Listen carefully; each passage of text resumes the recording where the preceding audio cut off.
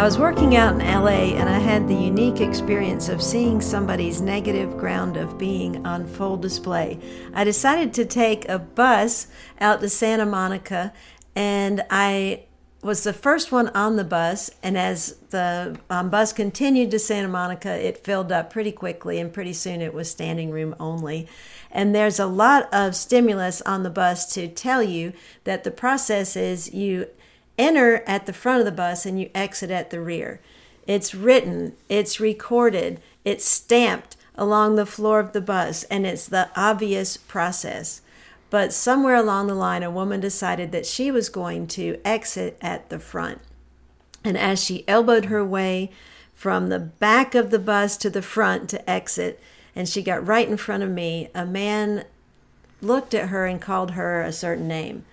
I was hoping she would just keep moving. She didn't. She stopped and looked at him and said, "What did you just call me?" He probably felt like he had to say it again, and he did. He called her the name again. She put her purse up on the little shelf behind the bus driver, and she said, "Where is my shank?" And I was like, I'm not sure what a shank is, but this can't be good. Well, she couldn't find the shank, so she just spit on him. He took his glasses off where the spit had landed, wiped his glasses off. The bus driver locked down the bus and called the police, and we're all kind of now in this suffocating situation as she's starting to yell and scream, "I don't deserve this. I don't deserve to be disrespected. Why are people so disrespectful to me? I don't deserve this kind of treatment." And the police came and took her off the bus. The whole scene was about her getting the experience of being disrespected, even though she was insisting that's not what she deserves at all. Welcome to Becoming You, the Path to Consciousness, where we apply spiritual wisdom and truth to your everyday life. I'm Terry Hasty. And I'm Haydn Hasty. And today we're going to explore that dynamic of the negative ground of being that we all have, but we mostly keep under wraps. We're really going to look at it in 4 parts, which is starting off with how behavior is formed in the first place, which will help you understand where your negative ground of being comes from, how the negative ground of being goes about the business of reproducing itself all the time, even though it's the very thing that you don't want to feel and think about yourself. The third part is the identity crisis that it creates for every human being as a result of thinking that that is true about you. And then, of course, the fourth one, so very important, is how to rise above your negative ground of being. So a really good place to start is a definition of the negative ground of being. The negative ground of being represents negative beliefs that you have about yourself that you think are true, but they're not. But you don't know that. So you continue to basically evolve and behave as though those negative thoughts are true, but they're not. So let's go ahead and get in touch with the negative ground of being. It's pretty easy to find. I've only known a couple of people in my life who had trouble finding it. And all you have to do is come up with an adjective and fill in the blank. What I'm afraid is true about me is that I am, and now look for that adjective, and you'll get pretty close, somewhat close to the negative ground of being. Now it's deeper than that, but that's a really good start. Another way to identify your negative ground of being is think about when you make a mistake or when you perceive you've screwed up. There's a little voice that sneaks in that says, "There you go again being," and you can fill in the blank. Mine is, "There you go again being stupid," or "There you go again being not tuned in," "There you go again being careless." And so those words can help you. The woman on the bus is not, it gets, she looks for chances to be disrespected. She actually creates the opportunity to be disrespected because underneath she feels that she's disrespectable, or she's not valued, or she's not important, she's not good enough. We have our unique ways of feeling and then displaying these thoughts, But it's all kind of boiling down to, I'm afraid that I'm not cutting it. I'm not good enough, and nobody else thinks I'm good enough either. But there's a reason as to why it keeps reproducing itself, and we'll come to that in just a minute. But let's go into essentially part one, which is how is behavior formed and where did my negative ground of being come from? So we're going to take a look at a 12-step process. We won't over-elaborate on any of these steps. They're very easy to understand. And here's the first one. Perceptions are built up on the basis of experience. Now, in the long run, of course, that's not true. Perceptions, as one matures and evolves, the individual realizes that perceptions are built up on the basis of choice, regardless of your past, regardless of your experiences. But the mind doesn't know that. And so perceptions are built up on the basis of experience. Children who are born into poverty see the world through the eyes of poverty. Children who are born into wealth see the world through the eyes or the lens of wealth. In other words, the experience creates the perceptual fields. Mm-hmm. Well, and children who were brought up feeling supported and respected and held in safety, they have a whole different lens. But that child, that was me, that child will still develop a negative ground of being. What you said is so important to understand, that regardless of the positive or negative experiences in childhood, the individual is going to gain a negative ground of being. So it must serve a function. Absolutely, right. But it's a very positive function, but you can't see that in the beginning. Yeah. So let's go to the model and the steps. Number one, perceptions are built up on the basis of experience. Those experiences will lead to a belief system. Around the age of 14, we believe those belief systems become fixed. When the belief system becomes fixed, we believe it's right around the age of 21 that the perceptual fields that were gained from those early experiences will stabilize. Therefore, you're going to see what you believe, whether it's there or not, but it's also impossible for you to see what you do not believe, even when it's standing right in front of you. And we see this throughout the world, particularly in the United States today. It's like when we were teachers and we'd work with kids and say, "You are so smart," and invariably the student would say, "No, I'm not." Even though the evidence right there says you are so smart, their perception had already been formed that they were not. And that's part of this negative ground of being. Well, the perceptual field stabilized, so now the system is stuck. Now it's in circular motion. Now it's just repeating itself.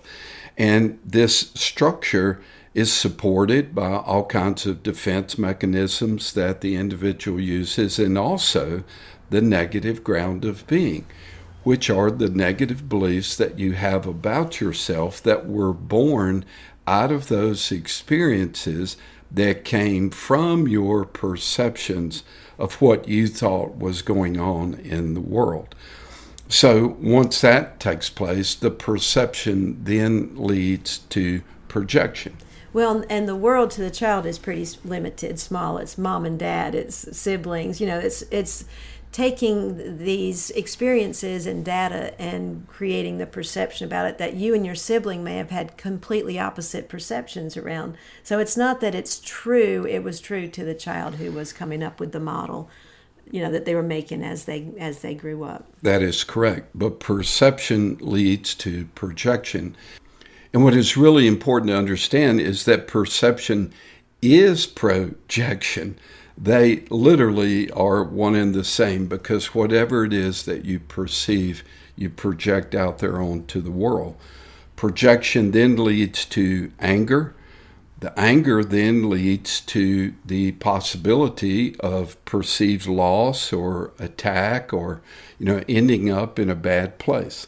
And I just want to come back to the woman on the bus one more time, because that perception that she was not respected or she was not valued, she's not good enough, got projected onto the man who said what he did about her, and then actually onto everybody else around her. We're looking for somebody to project it onto because it's painful to feel it about ourselves. Or something to project it out on, including the world, including God, including life itself. But that anger that stems from the projection, that it is really based upon trying to avoid perceived loss or attack. That perceived loss or attack or loss of grace or whatever it may be leads to fear. And then the fear stimulates the survival of the self and all of the content in the mind that the mind has gained in order to try to figure out how to be okay in this crazy world. And then the survival of the self accesses, and now we're right back to the beginning of what we refer to as the closed tape loop. It'll access those same perceptions and those same beliefs that was used in the past in order to survive, and that also includes your negative ground of being. And the ironic part is, and we've all done it, is that we damage our relationships, we damage ourselves when we project that out onto other people. You remember that time we were standing in line at the Civic Center, we were going to a basketball game, and the line was kind of getting impatient, and we were queued up there waiting for the doors to open, and somebody bumped a woman kind of in front of us. And she said these magic words. She said, "What am I, invisible?" And turned around to confront whoever bumped her, and the man was blind. And she was like, "Oh my gosh." The things that come out of our mouths, her negative ground of being was said out loud. We will do it occasionally when we're not thinking about it, because it's there ready to be reignited, engaged with. So let's be personal here and personable. What was your negative ground of being growing up? What was it, or what is it? You had a wonderful mom and dad, and yet you had a negative ground of being. What was it? Mine has been this struggle of I'm not smart enough. I'm not as smart as other people. I'm not as quick on the uptake. I don't get things. And it gets activated. I mean, we've asked people how many times a day does your negative ground of being get activated? And it will get activated, and I'll hear myself think, well, I'm not an idiot, or you don't have to explain it. That's a little condescending. I've learned to not say things out loud, but I still can get activated by it from time to time. Well, you notice it doesn't require anything necessarily in the physical world for the negative ground of being to get activated. You could put a blindfold on, and your negative ground of being can get activated because it remembers something or it thinks of something. My negative ground of being growing up, which was really kind of multi-dimensional, was the idea that I was damaged goods, essentially, because of the abuse that I went through as a child. I just thought, I'm never going to recover from this. But it was kind of multi-dimensional because that kicked in this issue of worth. And so in my mind, I felt like, okay, well, I'm not particularly intelligent. At least that was my perception of myself in comparison to my friends. So I got to come up with something to try to figure out how to be okay. So let's take a little closer look at how the negative ground of being works. I think what you just said, Haydn, reminds me that there are layers, and that's helpful for you to understand, which is on the surface level, I'm not smart enough.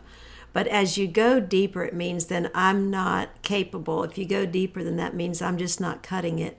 And at the very bottom, it's basically I'm dismissible. I have no value. And I think that's what everybody's comes down to. And it creates a great deal of pain for people. And the way that I would compensate for it when I was younger is I would just not be capable. I remember going camping, for example, and my sister, who's 2 years older, and she's very capable at linear things. We would get ready to pitch our tent, and that just would blow my mind. Like, oh God, look at all these things I have to piece together and figure out where they go. And I would just get kind of stressed out. My sister would say, "Why don't you just go get sticks for the fire and I'll put the tent together?" And I would say, "Thank God."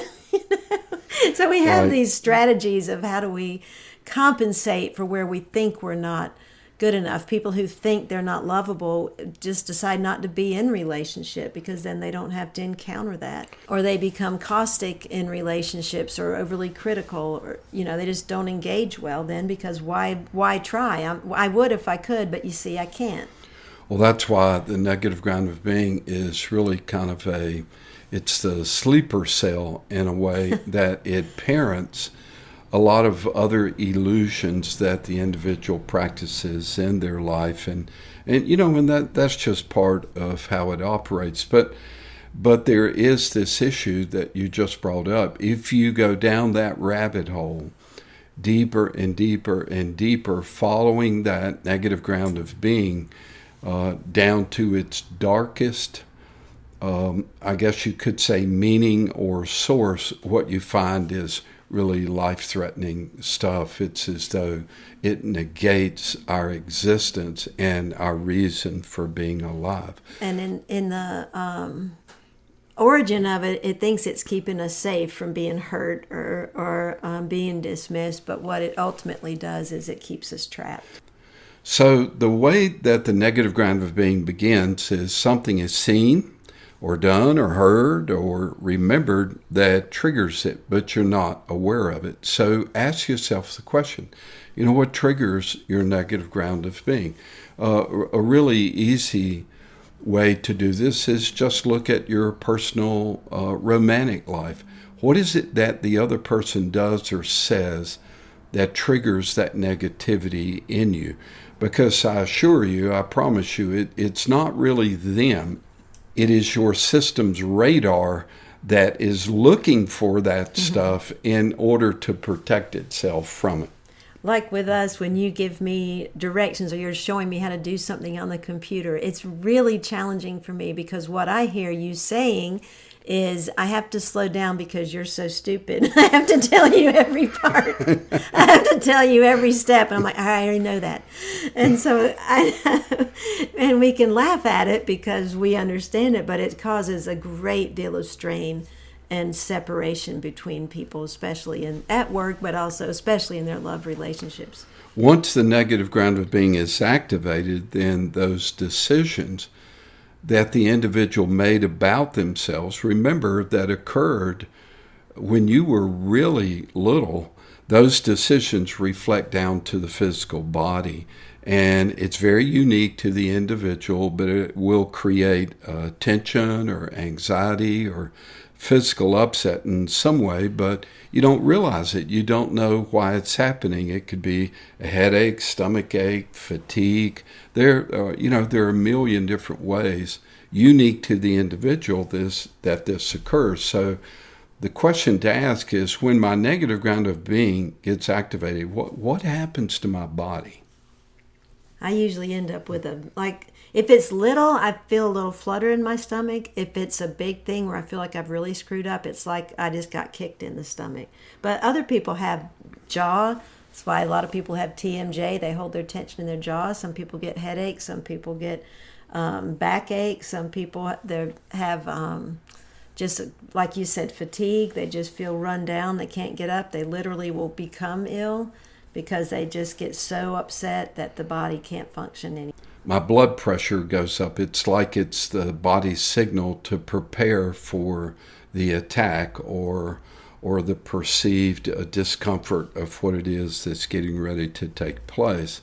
But, it's unique to the individual. We all have our craziness around this. Because every psychological event, every thought you have has a physiological response. And that's a great system so that we can get out of the way of a car that's about to hit us, or we can act when we need to. But it's also very hard on the body to take on all of that negativity. So the body's trying to say, hey, pay attention. When I get that feeling in my stomach, now I know I'm getting ready to take the bait of this negative ground of being, and let's look at it differently. The implications are just staggering as to the relationship between the negative ground of being and one's personal health. because of the damage that it does do to the physical body. But once the physical body processes it, and this can take a half a second for this entire process to play out. But once it does that, then it signals the emotional framework. And this physical tension causes you to have soft negative emotions like fear, sadness, depression, hopelessness, powerlessness. But the real key here, and it's really important, is there's a soft negative emotion there before it's going to get covered up with anger and rage and projection and everything, because that soft negative emotion is really buried treasure. It's a doorway into much greater understanding of how you operate. The first feeling with negative ground of being is going to be something like sadness or fear. And I know when I encounter a really linear thing like putting a tent together, I can feel this like anxiety that I'm not going to be able to do it. But then it can get projected into something a little bit harsher, like, hey, don't tell me what to do, or something like that. But the first feeling is, oh, I'm not going to be able to manage this, whatever that is. See, as soon as you said that, so you're not going to tell me what to do, you activated my system. Because, that was a really big part of my growing up. It was a defense mechanism that really supported my negative ground of being. I'm not going to do what you tell me to do, because if I do, I'm going to get trapped and I'm going to get hurt, basically. So, and, because I am damaged goods, so to speak, I'm not going to let this happen to me again. And yet, in behaving that way, you end up right back where you started from.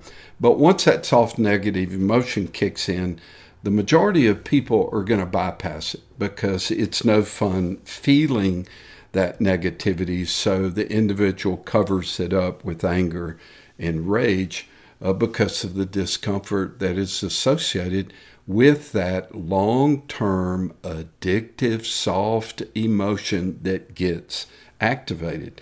So remember that, it's once again unique to the individual. Anger can be ingested internally, or it can be projected externally, or it can be both. Some people implode, some people explode. Some people implode and then explode. Some people explode and then implode, which is what I do. I launch first. It's like I'll meet resistance with resistance, and then realizing, how I behaved, I will implode. And beat yourself up a while. Or a couple of months, I mean, when I was young, that was, I don't think haven't done that in a very long time, but it was certainly how I operated when I was young. So once the anger kicks in, then you got to figure out how to avoid taking responsibility for the negativity. So you have to get your act together and you play your games out. Blaming somebody else or something, including people that are not even in your life anymore. Well, another game, one that I played, is this Sunny Side Up. Well, it's not really that big a deal. We don't have to worry about it. We don't have to go into that. We don't have to talk about that. Let's just let that go. Or it's not that big a deal. And so every game, everybody has games, of course, in their relationships. Some are worse than others. But one thing I find fascinating is anytime I do my projection on somebody else, they're in their game too. It's like we're not even playing the same game, but everybody's kind of playing a game of how do we survive, instead of gaining consciousness and clarity about how I truly am, not just what my closed tape loop that we're describing is painting me to be. And take a close look at what you do and how you do your anger and your rage. And then look at the game that you played. How do you avoid taking responsibility? And then once that kicks in, then the closed tape loop is basically glued together through the last step, which is you deny that you're playing a game and you deny that you had anything to do with this. So you justify what you did and said. And as a result, you end up right where you started. So in my example, when you're giving me some insight or information on how to do something on the computer, and I start moving into, what do you think, I'm an idiot? I end up not learning how to do thing on the computer because you get aggravated and walk away. I'm aggravated because I think you're being condescending, and I end up not getting the information that I needed. And negative ground of being remains intact and just keeps doing its thing. If you want to be loved, for example, but you behave in an unloving way because that's your negative ground of being, you end up not feeling loved, and the negative ground of being says, see, I told you so. So it's very important to understand that the source of all conflict in your life is self-doubt, otherwise known as the negative ground of being. And that negative ground of being, as we said, is not true, but the individual thinks that it is, and it's going to create this identity crisis that is founded upon self-doubt. Now, the really good thing about it from my perception is that negative ground of being is almost an evolutionary tool, that it does help us survive when we're little kids trying to figure out how to be okay in a threatening world.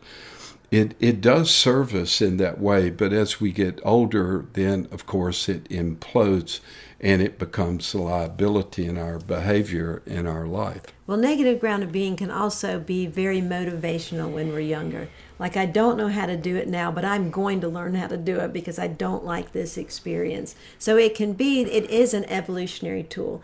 But when we continue to identify with it, even into our late 20s, around 27, 28, moving up towards 30, we really just start to sound petty and immature and, making things difficult for ourselves when we're constantly taking the bait and getting activated by, and, the negative ground of being. And negative ground of being shows up. We're not going to get rid of it, but we can certainly come to understand it. For example, if I'm waiting to turn right and there's somebody coming towards me, and then they turn in front, I'm like, didn't have a blinker?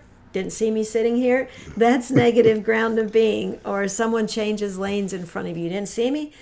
That's negative ground of being. And we can learn to recognize that and go, oh my gosh, this didn't have anything to do with me personally. They just changed lanes, or they just turned their car. It wasn't about whether I'm smart or not.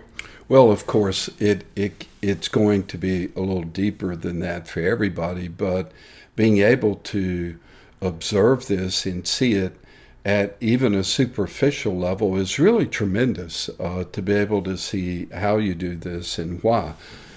Negative ground of being just makes us super quick to take the bait, to move into conflict that's totally unnecessary. Like, to even feel that in myself. You didn't have a blinker? Didn't see me sitting here? What good does that do me? It just makes us right on the edge of moving into a conflict or creating a conflict where there didn't need to be one. Well, the true conflict here within the negative ground of being is the conflict really of the two selves. There's the self that you have made up that is based upon being okay, surviving, being right, etc. But then there's the truth of who you are that was contained in you at birth. And this is not something that you have to come up with. A Course in Miracles would refer to this issue as essentially an authority problem. That is to say that we believe that we have to create ourselves, when in fact the truth of who we are was contained in us at birth. Now, how the individual expresses that truth, that's called diversity. That's called the uniqueness of the individual. So tell me a little more about why Course in Miracles, and I love that book, why it calls it an authority problem. Well, if you believe that you're responsible for creating yourself and your own perfection, that is one hell of a burden to have to bear, not only in life, but in this universe that you're born, and you've got to figure out what your life is about and who you are. That is extremely difficult work. But if you accept the fact that you were created by something higher, by God, by the divine, your worth is no longer open for debate. You didn't establish it, so You can't define it, and you don't have to define it. Now, how you choose to express it, now that is totally unique to you. So I get that. I remember I was speaking with a woman not too long ago, and she was telling me some concerns she had about her teenage daughter. And I asked her, do you believe that you're made in the image? Because she'd been talking about her faith and so forth. And I said, do you believe that you are made in the image of the divine?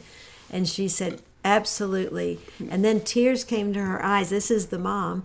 And she said, but I've been told that I'm flawed in so many ways, that I'm just a sinner. And I think that's what I was thinking about, the identity crisis too, and the problem with authority, that we fall for the lower rather than accepting the grander. Well, learning to resolve the negative ground of being, in my opinion, which doesn't matter, but my opinion is I think it's very important.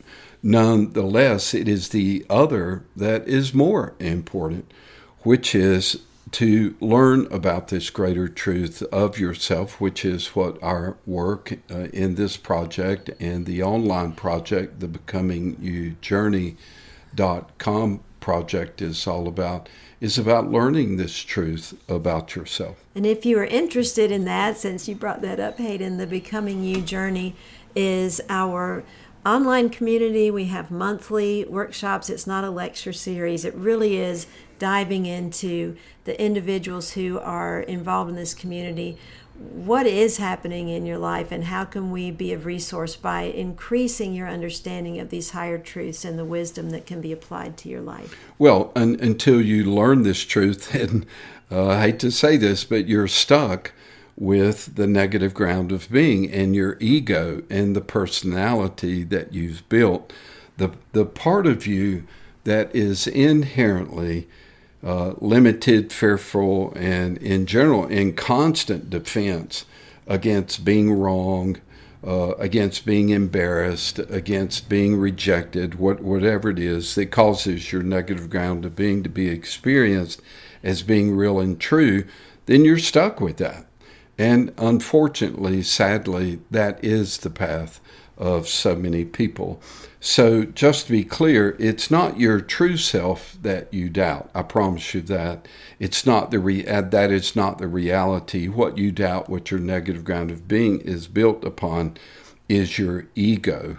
And so it's okay. It's just part of the growing up experience. And the negative ground of being, aka ego, says, stick with me and I'll keep you safe, like Scar in The Lion King, a chicken in every pot, stick with me and you'll be okay. And what you start to encounter, and I'm sure you've encountered this in your life as well, is it's not okay, because you end up saying things you regret. You end up feeling badly about yourself. You end up feeling disconnected even from yourself, because it isn't yourself. It was just a survival mechanism that you devised when you were 5 or 6 years old, and you just haven't learned that it's not true, because it worked for a little while, but now it doesn't. At this greater and truer level, the real problem, of course, is not the negative ground of being, but the fact is that you are unlimited, and that your perceptions are available to you by choice. You are free to begin to see yourself any way you want to. This is one of the greatest limitations in therapy, because therapy is really based upon the mind and not what we refer to as the transcendent within. That is to say, the higher self, the greater self, the soul that lies inside of you. And so until the transcendent becomes your reference point in your life and your work, you'll always have to, it's like having to rake the same place in the yard where the leaves keep falling or trash always ends up, because that's how the mind operates. Well, when the mind encounters a word like the transcendent, it likes it for a second, and then it goes, whoa, whoa, whoa. See, that's pie in the sky. I mean, I would if I could, but look at me. I can't. I'm not smart. I'm not, we've had people say, oh, that's too advanced for me, which is, just the negative ground of being, saying, I'm afraid to change, or I'm afraid to try, or I'm afraid. We have an ocean of excuses of why I can't do something. And that's how the negative ground of being thinks it will keep us safe. But what it does, of course, is it keeps us down. It's a very discernible pattern of watching the mind move to the body, then to the emotions, then to the anger, then to the game, the defense mechanisms, then to the justification, and always ends up in this pattern of seeking but never finding. It wants to be loved, but it ends up being unloved because of the behavior it engaged in that damaged the relationship.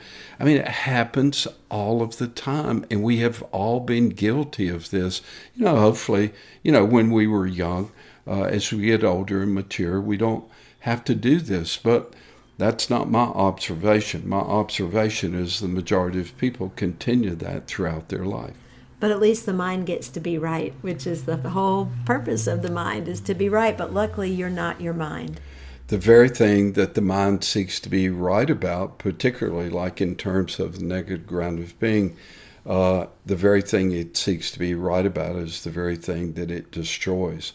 It's so amazing. As a young adult in my teaching career, I had a boss that was superb at holding me accountable. And one of the things that I did was I did not listen to other people. I was interested in my opinion, not theirs, because I felt the need, because of the worth issues that I had, to prove that I knew what I was doing and that what I had to say was important. But in the very engagement of the behavior of that, no one wanted to listen to me, in spite of the fact that I thought, well, I know the answer. I know how to solve this, but no one was interested because of how I behaved. When your hand would shoot up in a meeting, I'd be like, oh no, where's this going to go? Right. Well, there's that pattern of seeking but never finding. So I want to go way back in the past to about 6,000 to 3,000 years BC to talk about this. And it is in reference to what is referred to as the Shandogya Upanishad, which was part of the Vedic scriptures, a body of work that contained the truth of everything that we are looking for. In this Upanishad, there's a father, his name is Aruni, and he's talking to his son, who basically has been gone for 12 years, who was studying the work and has returned home. And the father realizes that he only has a mental understanding of this truth, of this issue, of the truth of who and what we really are. So he realizes that his son has become essentially arrogant and does not understand what he is saying. So he asks this question to his son, and this is what he says. He says, have you asked for that knowledge by which the unheard becomes heard, the unthought becomes thought, and the unknown becomes known? Now, notice how your mind just reacted to what I just said. It's like, I don't understand that, So let's move on. Let's do something else. But let's translate that into everyday terms. How will you become aware of the truth in you that you are not aware of? And the truth is that you're perfect just the way you are. Of course, you have limitations. Of course, you have flaws, but those are part of your evolutionary process. But the essence of who you are is the spark of the divine, that you are made in the image of God. Negative ground of being tries to compensate for the flaws, but what you just said is we can see the flaws as part of our evolutionary path rather than as barriers or things that we have to, hide or somehow not let anybody else know about. See, now you're expressing exactly how this works and how we can resolve this, which is your experiences do not define you. You're not your past.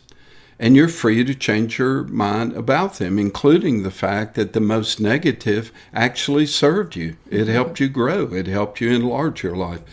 So there are really two answers here as to how to resolve and increase your mastery over this dynamic called the negative ground of being. I refer to those as the physical and the metaphysical, or you could say the mental versus the spiritual. So in the physical world, exceed your current circumstances. Deliberately choose to enlarge your life. Get a degree, increase your skills, invest in your growth and understanding of yourself. Put a tent together. Right, exactly. I mean, it doesn't have to be a whole degree. That is absolutely true. Address the things that you are afraid to address. Exceed your current circumstances deliberately and consciously. Become tomorrow what you have not become today. And the second one, which is the metaphysical, involves the movement into the inner world, into your inner being, where that truth of who you really are lies, where the transcendent you lies asleep, waiting to be awakened. And it is this realization, even for 1 second, that will change your negative ground of being forever. May I add a third one? Of course. The negative ground of being is not some enemy to be squashed, and you're not going to eliminate it altogether. But my journey has included befriending it, to kind of bring it into my arms and enfold it and say, you're okay. You don't have to be afraid. You don't have to try to prove yourself all the time. And to try to kind of love it into submission. There's another strategy. It's a great quote in A Course in Miracles that says, forgiveness forgives what cannot be and therefore never was. Meaning that the negative ground of being is an illusion. It did not exist. It's not real. So forgive yourself and let go for anything that you've done in the past and begin to create that new path. The good news is that no matter how much you think you are flawed or damaged, you can't prove it. And every time you try to prove it, the ones who love you the most say, that's not true. Because they see that other part of you. You're the one that doesn't see it. And that is the real problem associated with the negative ground of being. It is not who you are. So, who are you if that's not true? And that's the real problem, is how are you going to learn about that and become that? And if you're interested in learning more about who you really are, we'd love to meet you in person. Haydn and I are going to be teaching at the Omega Institute. That workshop, The Path to Consciousness, is July 31st through August 2nd, and it's up in Rhinebeck, New York. You can find out more about that and our Becoming You journey on our website, which is truthspringasheville.com, and also in the show notes here, because finding out about who you really are is the greatest part of this journey in life. And it's not only going to be rewarding for you, it's going to be that much better for all the people in your life. And as we continue to gain this inner wisdom and inner truth, we also impact the world with the light that we are. Thank you so much.